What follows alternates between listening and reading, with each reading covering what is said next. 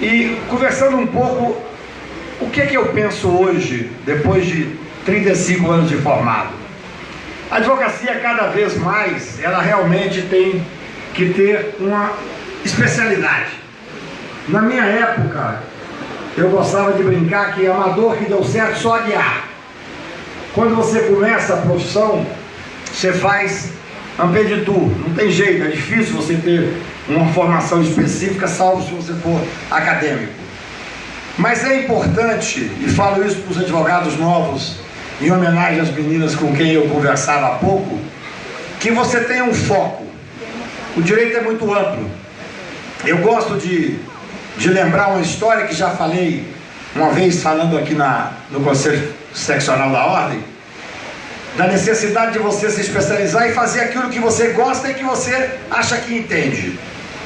Eu estava uma vez no meu escritório e recebi um grande advogado, um grande empresário de São Paulo, e esse empresário me disse: Cacai, a minha mulher descobriu que eu tenho uma casa com outra mulher.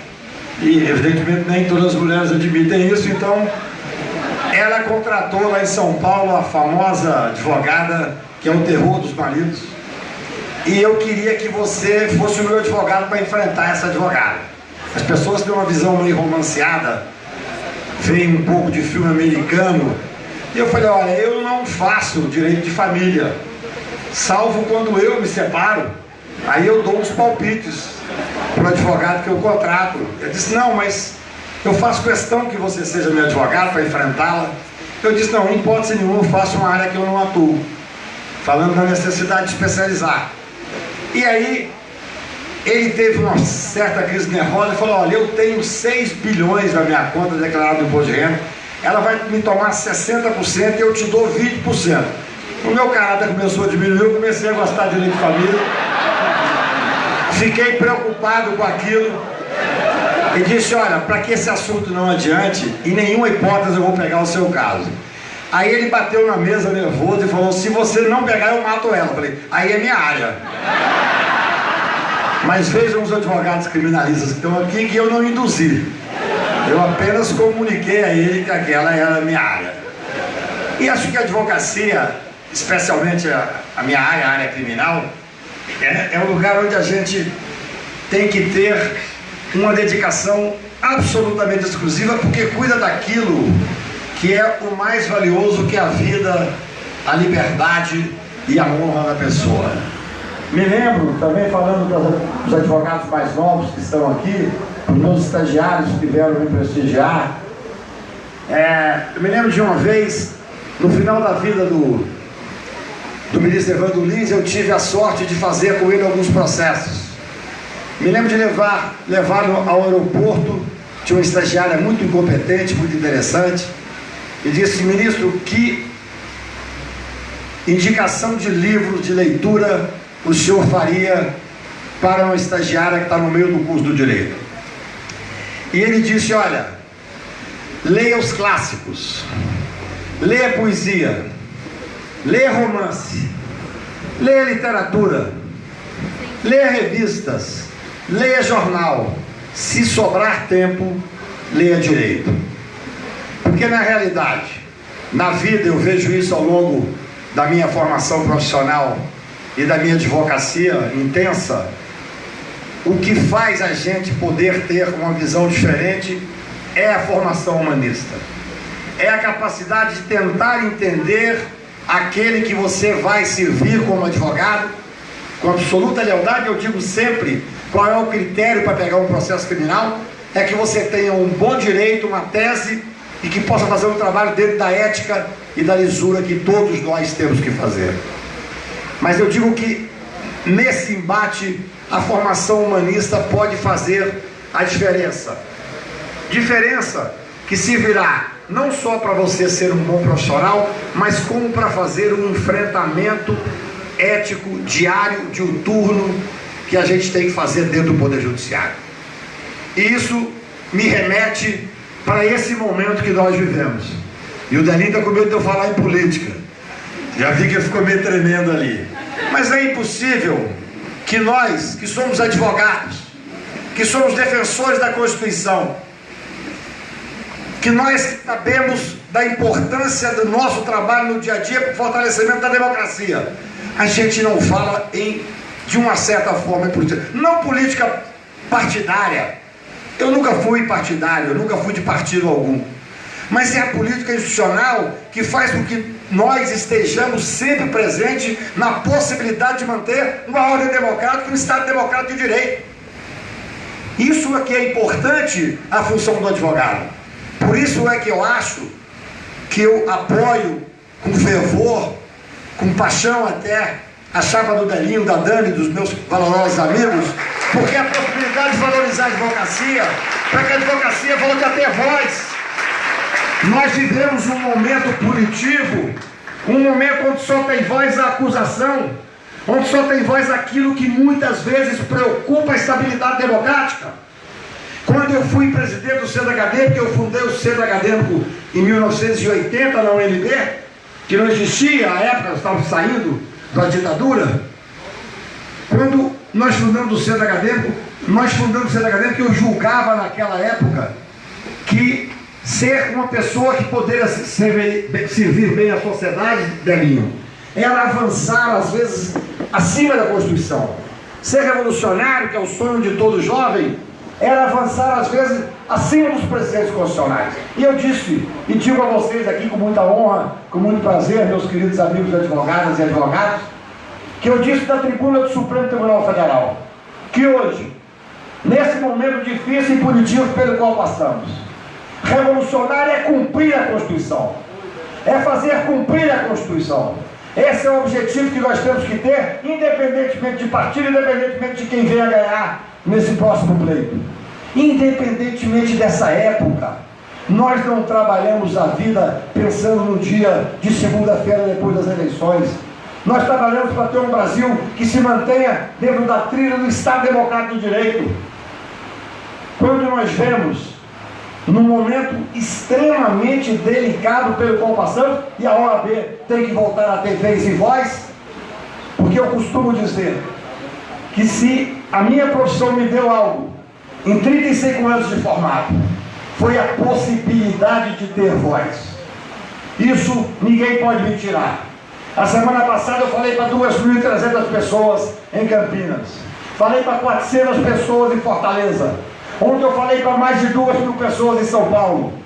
Por quê? Porque nos últimos tempos, vendo esse recrudescimento punitivo pelo qual passa a sociedade brasileira, eu me senti na obrigação íntima de me submeter a isso, que muitas vezes com sacrifício pessoal e profissional. Mas algo que eu acho fundamental: não sou dono da verdade, Kiko. Tenho certeza absoluta que tenho que debater. Muitas vezes posso ter mais que aprender do que falar. Mas temos que ter, nós advogados, a coragem de fazer os enfrentamentos necessários. Sobral Pinto já dizia: a advocacia não é uma profissão para covardes.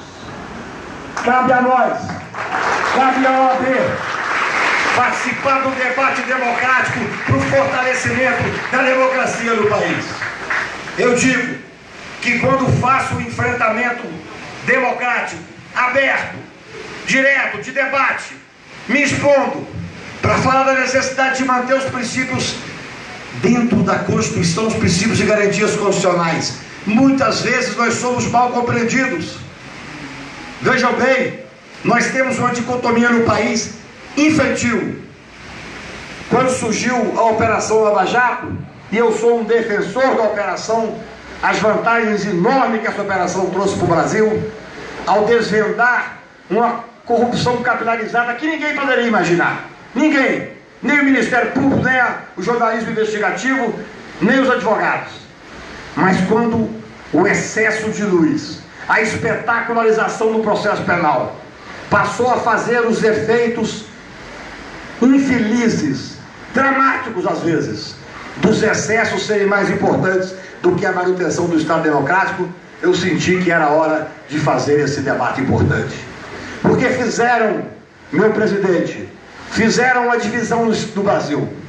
Aqueles que têm a coragem, que têm a ousadia de sair Brasil afora, inclusive dos tribunais, para dizer que há excessos, ainda que elogiando as vantagens. Esses são colocados como sendo contra o combate à corrupção. Isso é falso, isso é covarde, isso é falta de lealdade intelectual. Eu não permito, Delinho, eu não permito que juiz algum, que procurador algum, que delegado de polícia algum diga que quer o combate mais do que eu, mais do que qualquer advogado que está aqui presente. Eu não permito isso, mas eu quero esse combate dentro dos princípios e garantias constitucionais. Quero ver cumprida a Constituição da República. E disse também, com muita tranquilidade, mas com firmeza, da tribuna do Supremo Tribunal Federal, que nós temos que repensar as relações do Poder Judiciário brasileiro com a sociedade. Vivemos um momento, queridos amigos, extremamente delicado. Nós temos um legislativo de 4, um legislativo sem força, porque os principais líderes estão sendo há muito tempo investigados, e tem que ser, porque não existe ninguém acima da lei, é óbvio, mas tem que ser dentro de um princípio constitucional que permita as garantias de defesa plenas e com um tempo razoável. Nós não podemos dar a chave para o Ministério Público ser o dono da agenda nacional. Uma duração razoável de um processo é o que existe qualquer procedimento democrático, de um processo que seja democrático. Se nós temos hoje um legislativo acuado, se nós temos um executivo sem nenhuma credibilidade, sem nenhum contato com a sociedade, como não existe vácuo de poder, nós estamos vivendo um superpoder judiciário, um ativismo judiciário. E nós temos que fazer essa reflexão. Eu disse da tribuna do Supremo Tribunal que o Supremo pode muito, mas não pode tudo, porque nenhum poder pode tudo.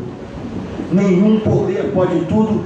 É assim a única maneira que temos de fortalecer o Estado democrático.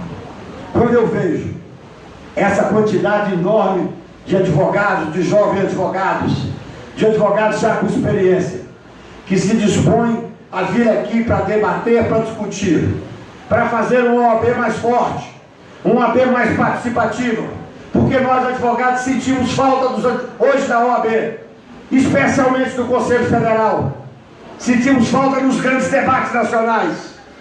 Quando nós vemos a possibilidade de ter o Delinho como presidente para poder resgatar a voz do advogado, a credibilidade do advogado, e que traz tanta gente aqui para esse debate, eu vejo que vale a pena continuar a fazer esse trabalho. Eu costumo dizer que a advocacia, as dificuldades, nenhuma dificuldade me desanima. Gosto de lembrar sempre do poeta, quando ele fala sobre a utopia, que nós temos que acreditar. A utopia, Delinho, diz o poeta, é como um horizonte. Você anda 2 passos, o horizonte se afasta 2 passos. Você anda 10 passos, o horizonte se afasta 10 passos. Então, para que serve a utopia? Serve para caminhar. Se nós acreditarmos que é possível mudar a sociedade, o Brasil, a OAB, fazemos algo positivo para nossos filhos e para nós mesmos, terá valido a pena se estamos caminhando juntos. Meu querido amigo Abdala, lá do Paraná, sabe disso muito bem.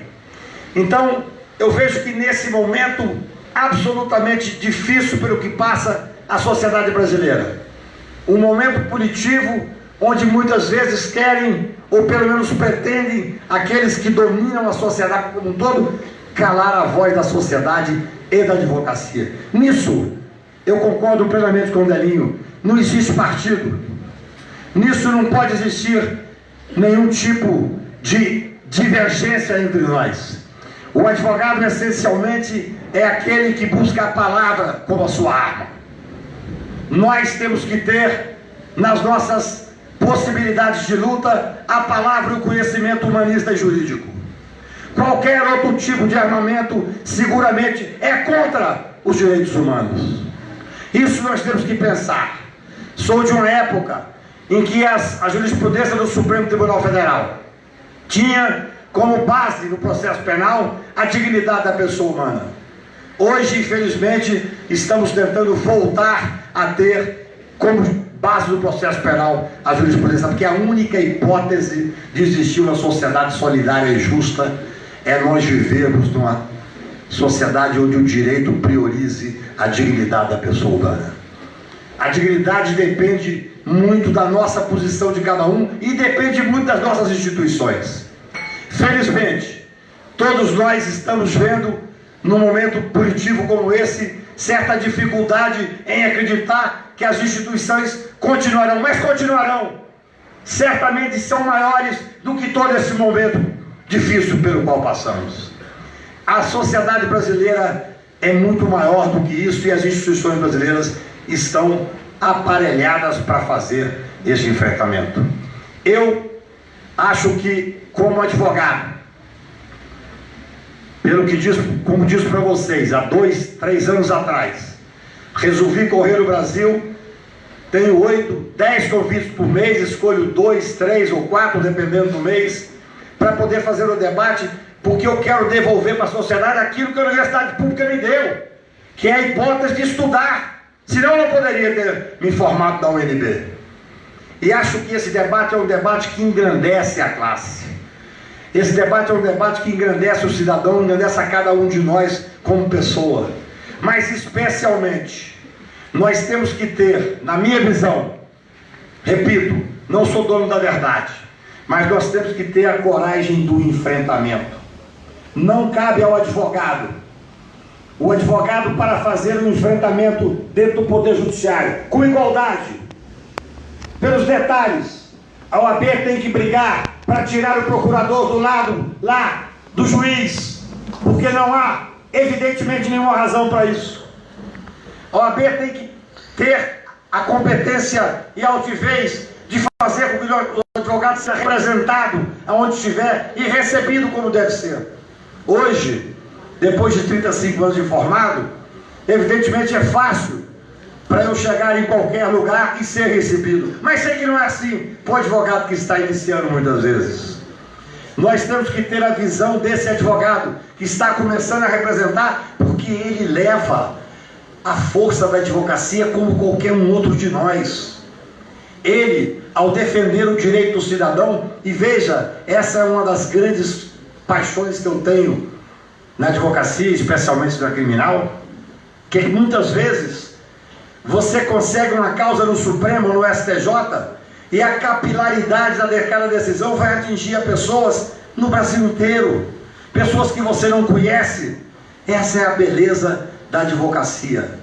E eu digo, a coragem de fazer os enfrentamentos necessários. Quando eu assinei a ADC 43 para tentar fazer cumprir a Constituição, que diz que a prisão só pode ocorrer após o trânsito em julgado, numa tarde modorrenta de quarta-feira, ao julgar um habeas corpus no instrumento de defesa, o Supremo Tribunal afastou uma cláusula pétrea, e afastou sob o aplauso da mídia, da grande maioria da mídia, porque vocês sabem muito mais do que eu. O Supremo Tribunal hoje tem 3 turmas. Tem a primeira turma, tem a segunda turma e tem a terceira turma, que é a turma da Globo News. É o Merval, o camarote, que julga, condena e transita em julgado.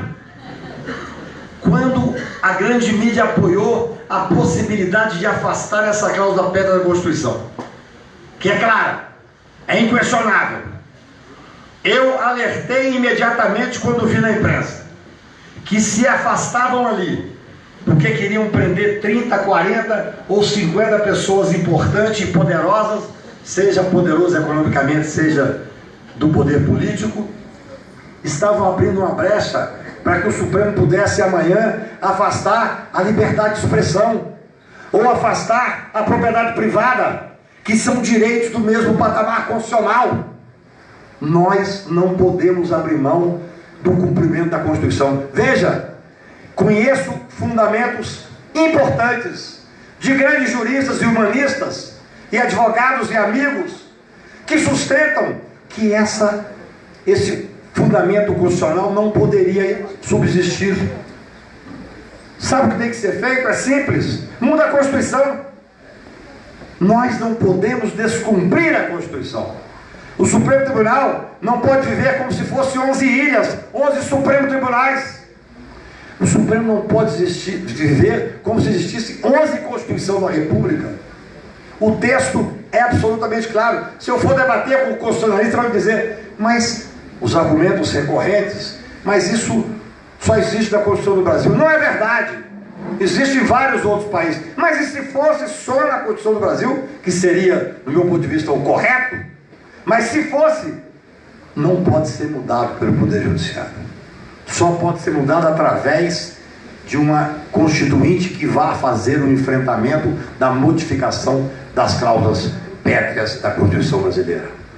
Esse, meus queridos amigos, colegas advogados, esse é um ponto importante.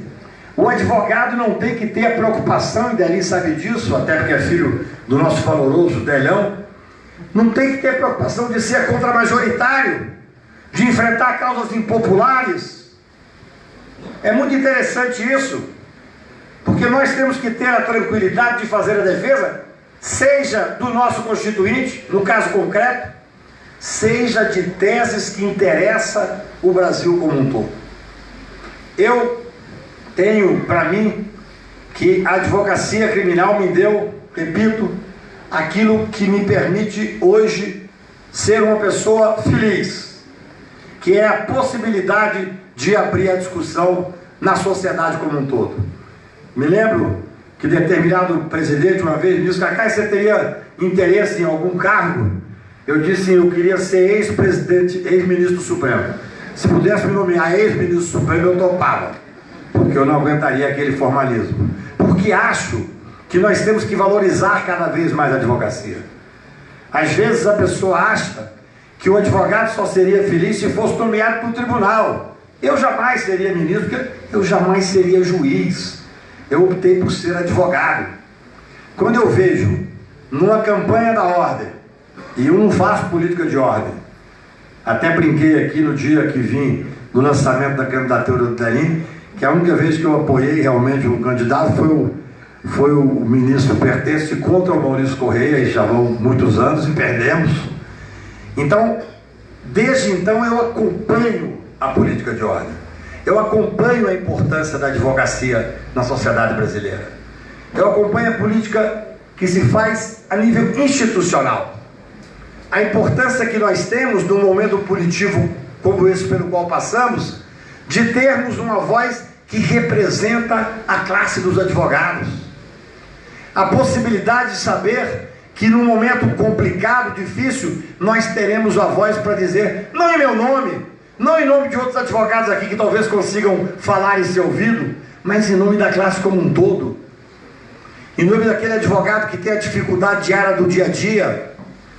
Eu tenho para mim a convicção de que a advocacia permite que nós possamos participar desse momento absolutamente intenso e rico pelo qual passa o país, sempre, especialmente agora, onde nós temos um embate.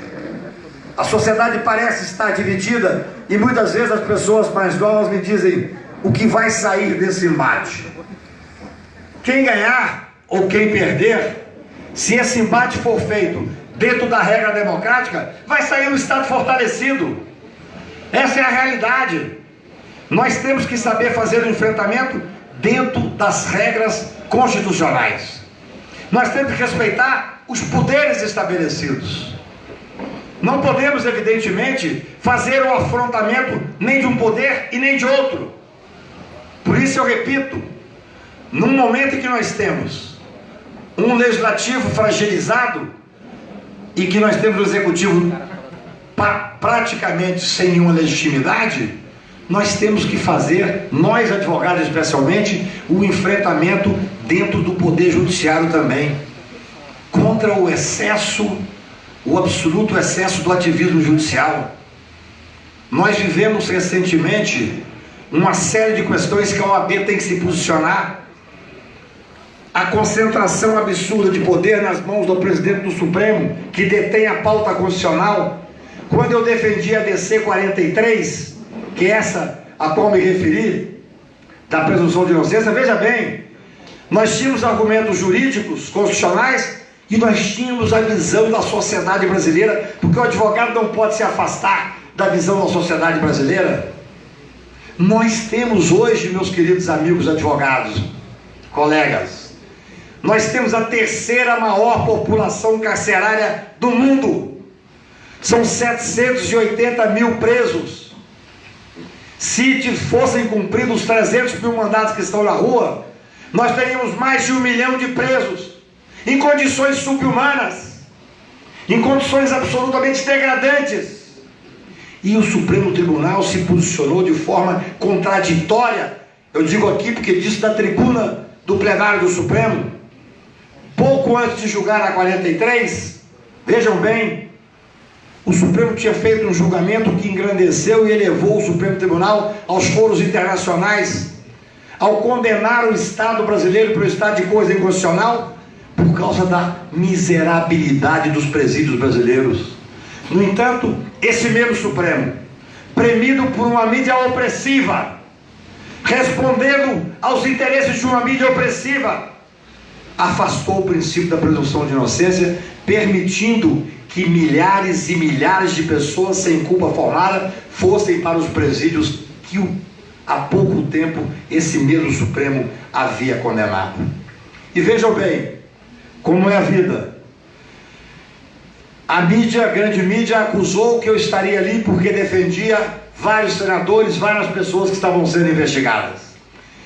Felizmente, nós tivemos como amigos Cury nessa ação quase todas as grandes entidades que trabalham com o direito do Brasil, o IGP, o valoroso IGP aqui de Brasília, o IBCCRIM, o IDDD, mas especialmente, Dani, nós tivemos do nosso lado as defensorias públicas, as valorosas defensorias públicas, que fazem a defesa pelo Brasil afora, daqueles sem rosto, sem voz, sem representação.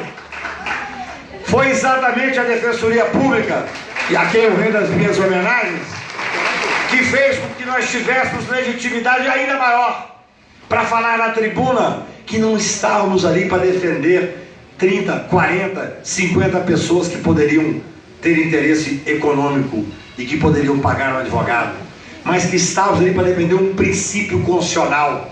O que nos deu legitimidade, Mônica, foi exatamente isso. Foi a Defensoria Pública para mostrar que, ao contrário da conta de padeiro que fizeram alguns ministros do STJ e do Supremo, na realidade, são milhares de pessoas que diuturnamente são injustiçadas, indo para a cadeia sem culpa formada. Eu fiquei impressionado com o dado da Defensoria Pública de São Paulo. Quase 60% dos habeas corpus são providos no STJ, ou para absolver, ou para modificar a pena, o que dá uma modificação no cumprimento da pena. O que faz com que pessoas, às centenas, cumpram pena sem a necessidade, porque não tem culpa formada. O ministro Celso de Mello, nosso decano, fala uma coisa muito importante, no meu ponto de vista como advogado, com uma visão humanista. Ele fala sempre, se fosse um só que fosse injustiçado, já valeria a pena lutar por esse princípio. Mas não, são milhares, e a advocacia não pode abaixar a cabeça nessa hora. Defendemos uma tese e, especialmente, defendemos a Constituição Federal. Eu tenho para mim, também disse isso da última vez que falei aqui, escrevi um artigo há muitos anos atrás que chamava Jogo de Máscara, que acho que infelizmente ainda está moderno, atual. O jogo de máscara, o cidadão está na sua casa, vendo televisão, às vezes com dificuldade financeira, com dificuldade amorosa, torce para o Atlético Mineiro, ou seja, a vida dele está péssima. E ele vê sendo preso um poderoso, seja poderoso economicamente ou um político poderoso. Ele veste, ele tem um regozijo íntimo. É como se um diabinho existisse dentro de cada um de nós. Nessa hora ele tem quase que uma vingança. E ele veste a máscara da hipocrisia e não quer saber se àquele cidadão foram dados direitos e garantias mínimas constitucionais que todos nós temos direito. Mas como diz o poeta maranhense, a vida dá, nega e tira. Um dia esse infortúnio bate nele ou em alguém ligado a ele. Aí ele veste a máscara no devido processo legal e ele quer invocar os princípios constitucionais e vai procurar um advogado. Seremos nós que estaremos lá para poder fazer valer esses princípios constitucionais. Essa é a realidade simples da vida do advogado no dia a dia. Eu tenho a firme convicção de que quando nos posicionamos ao lado dessa defesa, que é a defesa das garantias constitucionais, nós estamos, Delinho, nos posicionando ao lado do cidadão comum individual, da sociedade, da nossa classe como um todo e da possibilidade de vivermos num país mais justo, mais solidário e que sirva a todos nós. Eu me lembro de um artigo que escrevi na Folha de São Paulo que falava que país queremos. O título era esse. E a reflexão é dentro desse contexto que eu digo aqui. Se nós, não sei se é para parar, olha que eu canto, falar em momento livre é Roberto Carlos para mim. Bem, eu me lembro desse artigo que escrevi na Folha de São Paulo, que é um artigo que infelizmente também acho atual, que é: que país que nós queremos? Eu dizia, todos nós queremos fazer o enfrentamento à corrupção, todos nós queremos um país livre desse campo. Agora, se formos fazer esse enfrentamento, como quer parte do Ministério Público, como quer parte da imprensa e do Judiciário, afastando os princípios e garantias constitucionais, poderá ser mais rápido o enfrentamento. Porque a democracia, como tem os seus freios e contrafreios, Delinho, ela exige um certo tempo de maturidade, de exercício do pleno direito de defesa, do exercício pleno do contraditório. Mas se nós fizermos esse enfrentamento, afastando esses princípios constitucionais garantistas, nós faremos o enfrentamento e sairemos do outro lado uma sociedade menor, sairemos um mundo obscurantista. Se fizermos esse mesmo enfrentamento, não tenham dúvida, mas dentro dos princípios constitucionais, duramente colocados na Constituição que nós hoje fazemos homenagem, que acabou de fazer 30 anos. Não fomos nós, a nossa geração, a de vocês, que colocaram esses princípios na Constituição de 88. Foram séculos de ensinamento do mundo todo que foi fazendo o Rio de Versos uma Constituição garantista moderna. Mas, para que nós possamos garantir isso com esse mesmo enfrentamento, mas com os princípios constitucionais garantidos, se fizermos isso, nós sairemos do outro lado um país mais maduro, um país mais solidário e um país mais justo. Só valerá a pena, meus queridos amigos, a Dani, nossos amigos para a OAB, para que a gente tenha não o poder de ter a OAB a quem podemos recorrer, mas que a gente tenha uma OAB que vai defender a Constituição da República, que a gente tenha uma OAB que vai defender as garantias constitucionais. Vai ter que ter uma OAB que vai defender o cidadão que precisa que o judiciário seja sereno. Não esse judiciário que está hoje no poder judiciário intensamente espetacularizado. O poder judiciário tem que ser sereno. Essa é uma reflexão que tem que ser feita. Quando critiquei, Delinho, quando lançaram a TV Justiça, eu disse desde o primeiro momento: serei um combatente da TV Justiça. Não da TV Justiça como um todo, que é muito interessante essa transparência no Poder Judiciário. Mas a TV Justiça não pode transmitir o processo penal. Se você perguntar para qualquer cidadão na rua o que ele pensa do casamento de um homem com homem, mulher com mulher, ele terá uma ideia sem nunca ter estudado aquilo, pelos mais diversos motivos. Mas você não pode perguntar para o cidadão na rua o que ele quer no julgamento do processo penal que está sendo televisionado há 2, 3, 4, 5 meses. O processo penal é fato, é prova. a pré-condenação que se dá. Nós advogamos por Duda Mendonça no Mensalão, ficamos 5 meses dentro do Supremo Tribunal Federal, absolvemos o Duda Mendonça, mas ele me diz: onde vou, sou tratado como mensaleiro, porque houve uma pré-condenação.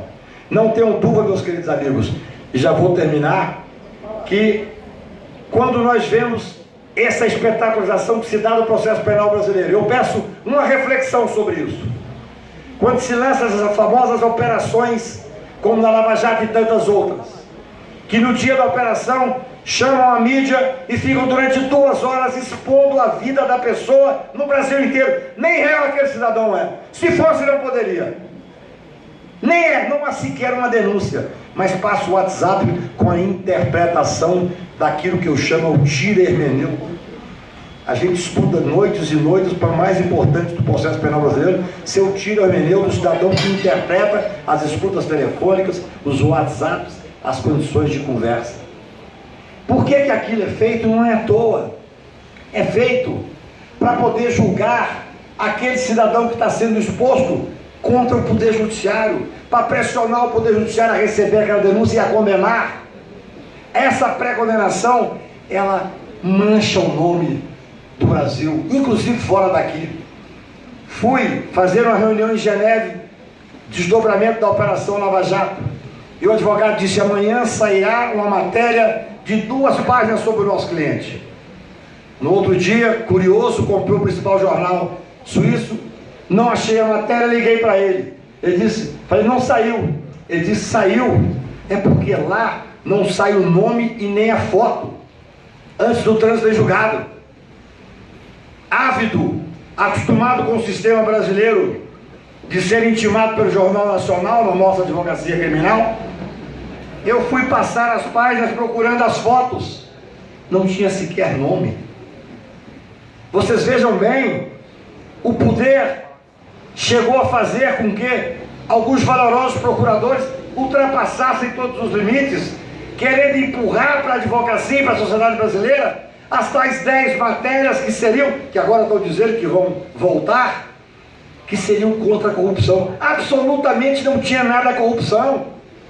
Era para diminuir o escopo do habeas corpus, é para tornar a prova ilícita possível, com uma vírgulazinha, desde que de boa fé. O que é boa fé? Quando você fala isso fora do Brasil, as pessoas não acreditam, para tornar a prova ilícita no processo penal.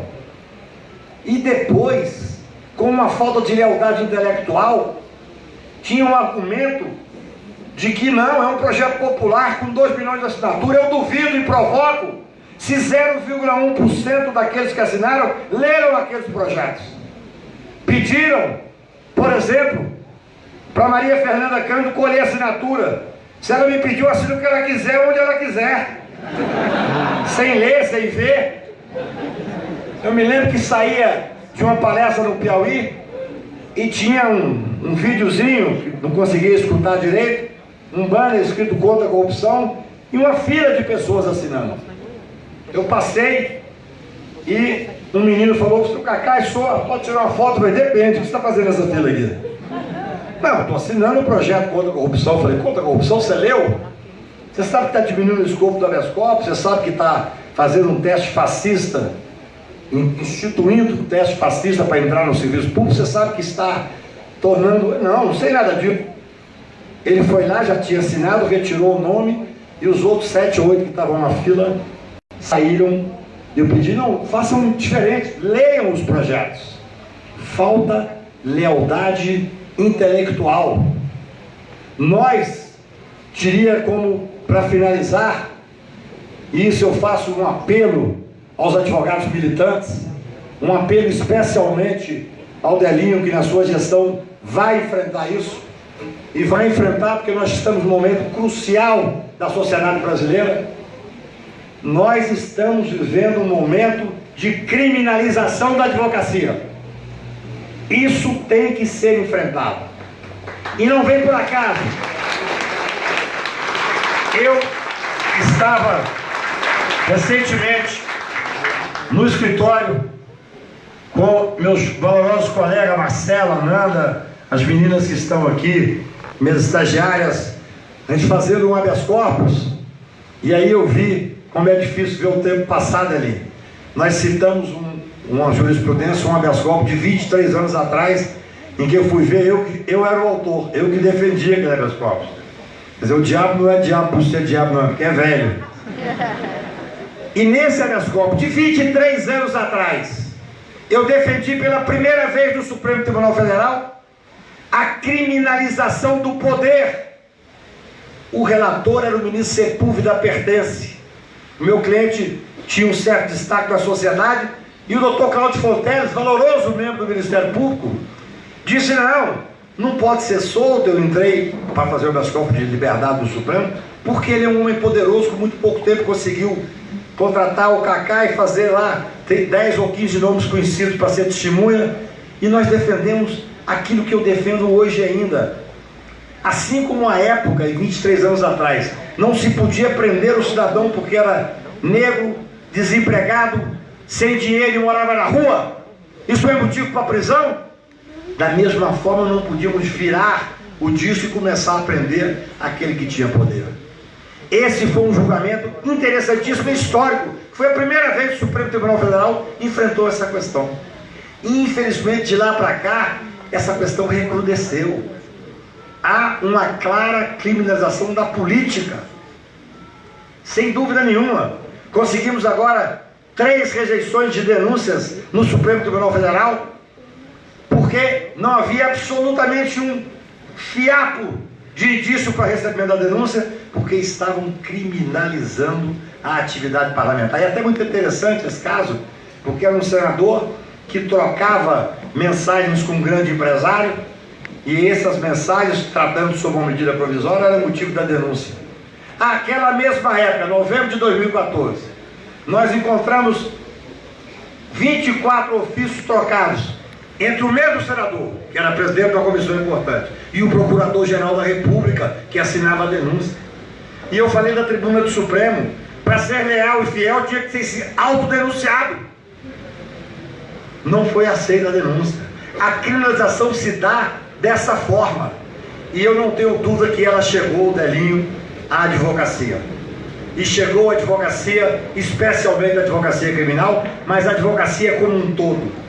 Aquele que defende os direitos fundamentais tem cada vez mais dificuldade de fazer essa defesa, e repito, vai piorar. É o momento de nós estarmos juntos, é o momento de termos a advocacia ativa, é o momento de estarmos fazendo com que, mais do que nunca, as garantias constitucionais estejam preservadas. E eu digo que eu gosto muito de fazer, às vezes, sair um pouco só do direito e fazer uma análise do que nos cerca no mundo como um todo, do que nos cerca na sociedade. E, às vezes, ter a humildade de aprender com a natureza, por exemplo.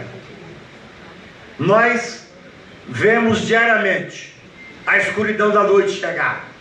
E a escuridão da noite não chega de repente. Você não está andando ao meio-dia aqui no Lago Sul e de repente você tem uma escuridão completa. É assim que se dá na sociedade e no mundo real. Você vai chegando até aqui à noite. Se estiver num lugar sem iluminação, a escuridão chega por completo e não nos assusta, e não nos surpreende. Assim é, Delinho, o mundo punitivo e o momento punitivo pelo qual passamos. Começam a tirar a cada dia, a cada momento, as nossas liberdades, as nossas garantias, e o momento punitivo vai tomando conta da sociedade como um todo. Se nós não reagirmos no primeiro momento, se nós não reagirmos com altivez naquele segundo em que sentimos que estão tirando o nosso ar, o ar da liberdade, o ar do garantismo, o ar das garantias constitucionais, se nós não reagirmos, nós corremos o risco de nos depararmos de repente com uma escuridão absoluta. Não podemos permitir o ataque às instituições brasileiras. Não podemos permitir o ataque ao cidadão brasileiro, o humilde, o negro, o gay, o pobre, aquele que nós gastamos anos e anos de humanidade para incorporar na sociedade. Cabe a nós, advogados, fazer essa defesa, que é uma defesa sem rosto e sem voz. É a defesa do humanismo. É a defesa daquilo que faz, para mim, a razão de existir. Eu não tenho nenhuma dúvida de que só faço o que eu faço todos os dias, porque eu sinto que de alguma forma eu contribuo para um mundo mais justo. Eu sinto que de alguma forma, através da minha advocacia, através dos contatos pessoais, através de uma reverência que tenho aos direitos fundamentais, eu contribuo para que meus filhos possam viver num mundo ainda melhor do que eu vivo. Se todos nós fizermos esse caminho junto, Delinho, e você será um instrumento importante dentro da ordem, que a ordem é uma instituição forte, histórica, e que tem que ser mais fortalecida, tem que estar mais presente. Cada um, seja através da força da OAB com a sua liderança, seja através da advocacia individual no dia a dia dos fóruns, seja através do que a gente escreve, do que a gente fala, do que a gente vive. Só vale a pena, meus queridos amigos, se nós fizermos esse enfrentamento juntos. Eu vou me permitir terminar recitando uma poesia, que acho que nós temos que ser lúdicos também para enfrentar esse dia a dia tão difícil, e evidentemente para nós que temos o humanismo como fundamento de vida, nós sabemos que poderemos acordar no meio-dia da escuridão em muito pouco tempo. Então eu vou me permitir recitar uma poesia chamada Soletilha Existencial. O homem lúcido me espanta, mas gosto dele na lírica. A verdade metafísica modela o verbo e a garganta. O homem lúcido não se espanta, põe a papa ao pé da planta, eis que a planta frutifica. O homem lúcido como está, seja lá onde estiver, ele está sem aquarela. Sabe que a vida é viscosa, sabe que entre a náusea e a rosa foi que a ostra fez a pérola. Obrigado a vocês. Boa, Cacai!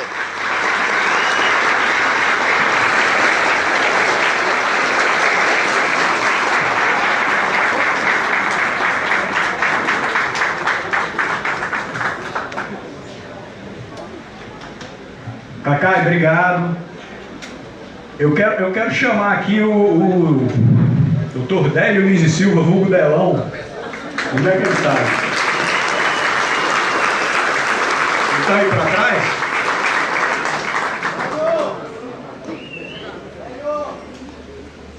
Ele não quer vir porque ele está bravo. Eu estou pedindo para ele vir exatamente por isso. Está longe? Já já ele chega. Ele não está querendo vir, gente, pelo seguinte, viu, Cacai? Aliás, eu sempre faço isso, mas eu não aprendo, ele também não aprende. Ele veio me perguntar quantas pessoas viriam aqui hoje. Eu falei, não, vem 200, 200 e pouco. Não passa disso. Não, vai passar, vai passar. Não, eu juro que não vai passar, prometo que não vai passar de jeito nenhum. Hoje, 7 horas, com essa chuva, com esse trânsito, soube aí que tem 3 ruas aí pra frente travadas, continua chovendo. A gente está aqui com mais ou menos, Cacai, 750 pessoas. Mais ou menos, a última parcial que eu aqui. A advocacia é mais forte. Então, gente, se faltar comida, se faltar bebida, vocês, por favor, nos perdoem, a culpa é minha. Totalmente minha, tá? Eu assumo toda essa culpa, mas é o menor dos problemas, né, Cacai?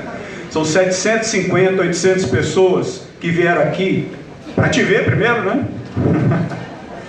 Mas porque elas querem ouvir alguma coisa relacionada à advocacia, porque elas querem ouvir alguma coisa relacionada ao Estado Democrático de Direito. É disso que nós estamos tratando aqui hoje, né, Cacai? E você é uma figura que realmente encarna essa defesa. Tá? Então, voltando ao que eu falei no início, aqui ninguém está falando de Bolsonaro, aqui ninguém está falando de Haddad, aqui ninguém está falando de política. Aqui a gente está falando de Constituição, a gente está falando de Estado Democrático de Direito, a gente está falando de defesa das garantias constitucionais, coisa que está muito abandonado e saindo de moda hoje em dia. Então você falou com muita maestria aqui, Cacai, e quem sou eu para falar mais do que você aqui? Porque nós estamos vivendo, como diz o ministro Marco Aurélio, tempos estranhos, né? Tempos estranhos, onde a advocacia é enxovalhada, onde a advocacia é maltratada, onde a advocacia é desprezada. Nós somos hoje não mais aqueles chatos que nós éramos há alguns anos atrás, que estávamos ali só para atrapalhar as delegacias, o Ministério Público e o Poder Judiciário, não. Hoje, como você bem disse, Cacai, nós estamos sendo criminalizados. A nossa função, o nosso trabalho está sendo criminalizado, está sendo investigado, o Ministério Público está nos perseguindo a cada dia mais e mais. E se a ordem não tiver, Cacai, uma postura altiva, forte, corajosa, independente, daqui a pouco vai ser melhor passar a chave e entregar para o Ministério Público. A gente não pode admitir que nos dias de hoje a ordem seja pautada pelo Ministério Público. A gente não pode admitir que nos dias de hoje a ordem seja pautada pela opinião pública. O quarto e quinto poderes. Hoje nós estamos sim largados, abandonados, desprezados, desrespeitados. E nós temos que fazer alguma coisa para mudar esse cenário. Nós temos que voltar a ter, como diz o nosso movimento, uma advocacia mais forte. E isso passa por todos nós trabalharmos juntos. Isso passa por todos nós darmos os braços aqui, erguemos a cabeça, Cacai, estufar os nossos peitos e mostrar que aqui existe advocacia, que aqui existem pessoas, advogados e advogadas, que estão dispostos sim a mostrar que nós somos, como diz a Constituição, essenciais à administração da justiça. É isso que nós temos que fazer junto, Cacai. E esse movimento nosso, que já vem se reunindo há meses, visa isso. É isso que nós queremos. Através dessas reuniões, dessas ideias, desses encontros, nós temos visto a cada dia que passa o nosso time crescer. A cada encontro que nós temos, o nosso time cresce e cresce muito. Eu estou muito feliz de ver aqui tantas caras que eu não conheço. Isso quer dizer o quê? Que nós temos feito alguma coisa de bom.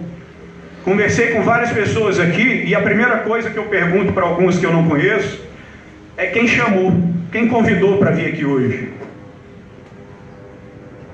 E cada uma responde uma coisa diferente. E é isso que me deixa mais feliz, Cacai.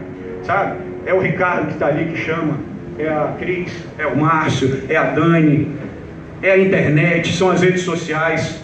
Mas as pessoas vêm. E vêm porque querem ouvir alguma coisa de bom. E eu espero que nós possamos trazer, Cacai, alguma coisa de bom.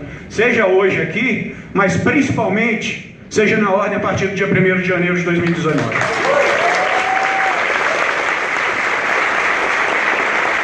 E é trabalhando juntos, gente, que nós vamos conseguir fazer isso.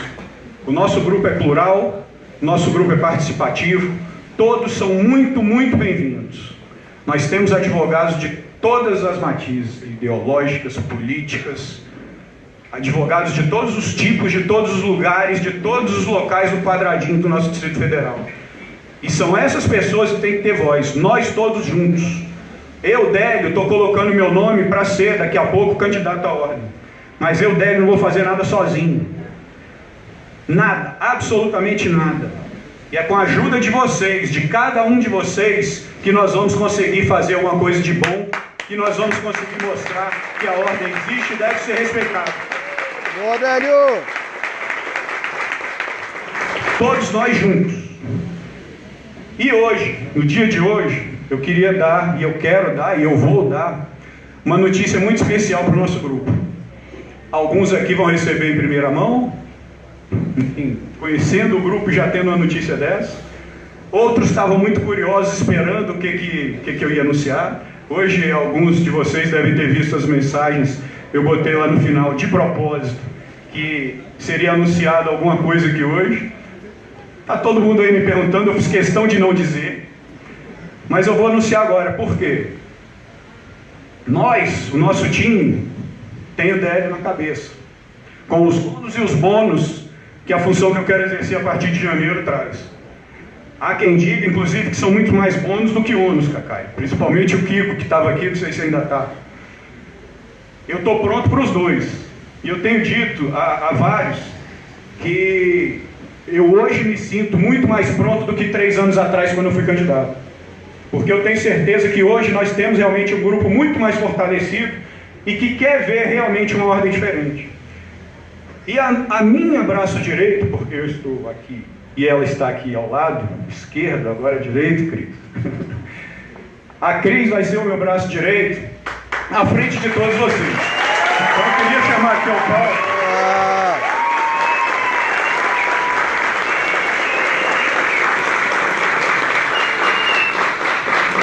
Eu quero chamar aqui ao palco a nossa querida Cris Damasceno, que é a nossa pré-candidata a vice-presidente e a nossa futura vice-presidente da Ordem dos Advogados do Brasil, seção do Distrito Federal. Cris!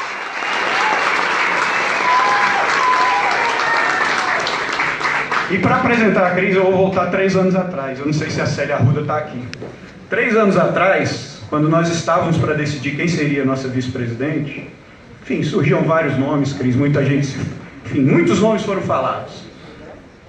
E nós chegamos ao nome que foi a Célia Arruda, que muitos de vocês aqui conhecem.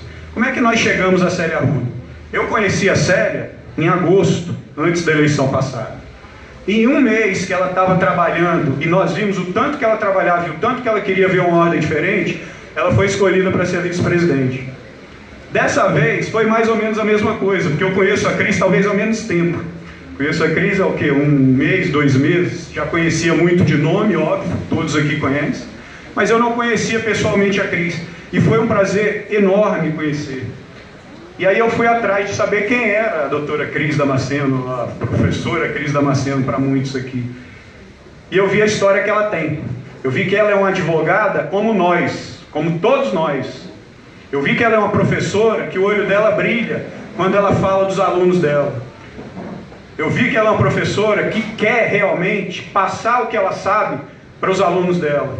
E mais do que isso, eu vi que ela quer realmente trazer de volta para a ordem, não só a defesa efetiva da advocacia, mas a defesa da sociedade, coisa que está muito esquecida ultimamente também no nosso AB.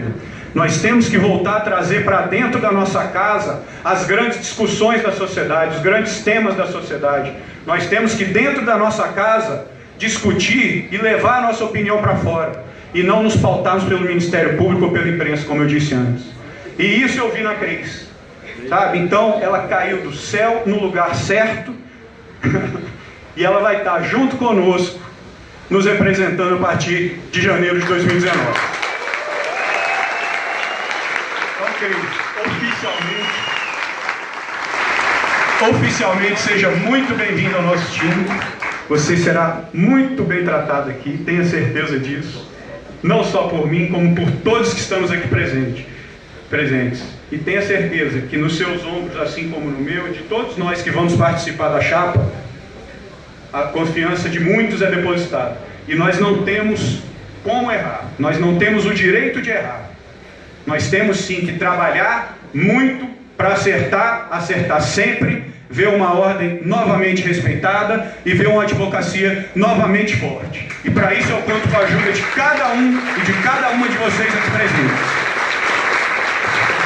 Se de hoje até o dia 29 de novembro, cada um de nós aqui trouxermos para o nosso movimento para nos conhecer mais 10 pessoas, tá ganho. Acabou. É começar a trabalhar em 1º de janeiro de 2019. E é esse convite que fica para vocês. Que trabalhem muito para trazer gente para trabalhar com a gente.